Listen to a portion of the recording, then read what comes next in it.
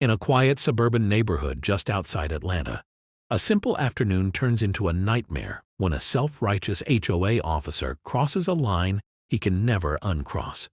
What he doesn't know, someone dangerous is coming home. It was a hot Thursday evening in Fairview Oaks, the kind of suburban neighborhood where the grass stayed cut low, and the air always smelled of fresh paint. 16-year-old Nia Parker had her earbuds in, humming to a soft R&B tune while washing her mom's car in the driveway. Life was simple until the blue HOA patrol truck rolled up, windows tinted, HOA enforcement plastered on the side. "Hey, you're not allowed to wash vehicles outside," barked the HOA officer, a thick-set man in his 40s named Frank Dillard. His tone was harsh, sharp, too sharp for a teenager. Nia blinked, confused. "Sir, it's just water and soap," she said softly, her hand trembling slightly as she held the hose. Frank stepped out, boots thudding on the pavement. "Rules are rules," he sneered, pulling out his phone to record her. "Welcome to Silent Divide Tales. Make sure you like and subscribe because you don't want to miss tomorrow's story." He came closer, his tone shifting from authority to intimidation. "You black monkeys think the rules don't apply, huh?" he muttered under his breath. Nia froze. She knew what "you people" meant. Her hands tightened on the hose, heart pounding. Frank reached for her bucket and kicked it over, soap spilling down the driveway. Nia's eyes watered, not from fear, but anger. Her mother, Denise, rushed out from the front porch, shouting, "Hey, what's your problem?" But Frank wasn't backing down. He puffed out his chest and jabbed a finger toward her. "Teach your kid some respect." Across town, an unmarked military SUV cut through traffic, its driver unaware that his baby sister was being harassed at that very moment. Before we dive in deeply, let us know in the comments what country or which city you're watching this story from. We'd love to know how far this story travels. Denise stood between Frank and her daughter, shielding Nia. "You don't talk to my child like that," she said firmly. Frank smirked, stepping closer, his face just inches from hers. "Lady, I'll call the sheriff. You're violating HOA Code 14B. You people think you can do whatever you want here." Nia's heart raced. She'd never seen her mom's hands shake before. Denise tried to stay calm, but Frank's tone had a way of making even the air feel violent. "Go inside, Nia," her mom whispered. But Nia didn't move.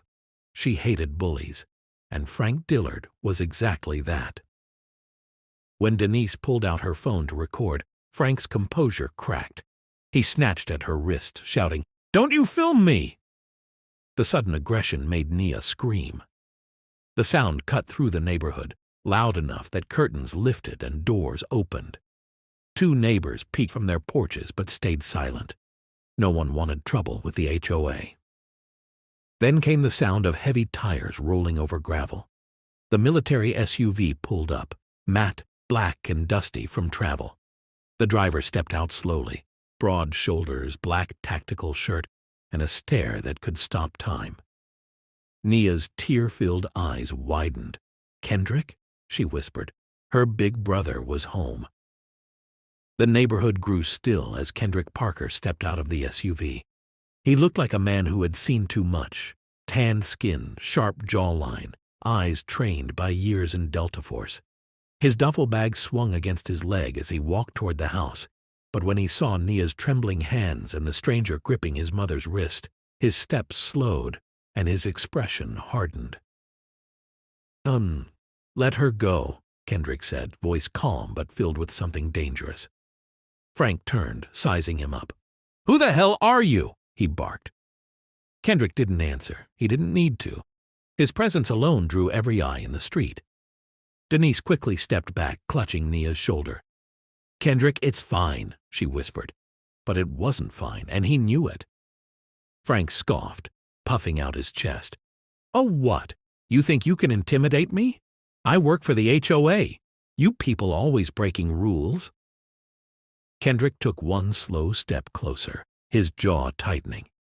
"You put your hands on my family, he said in a low tone that made Frank instinctively step back. The air grew thick. Even the cicadas went quiet. "Sir, Frank started, but Kendrick was already closing the distance, eyes locked, calm yet cold. Kendrick stopped just inches from Frank, his gaze steady, unblinking. "Say that again," he said quietly, almost whispering. Frank shifted his weight, the false confidence draining from his face.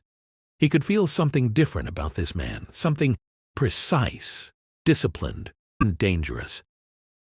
"I was just doing my job," Frank stammered, his voice cracking. But Kendrick didn't move. He stood there like a wall, his broad shoulders squared, his tone low and deliberate. "Your job doesn't include putting your hands on a woman or threatening a kid," he said. "You chose the wrong driveway today."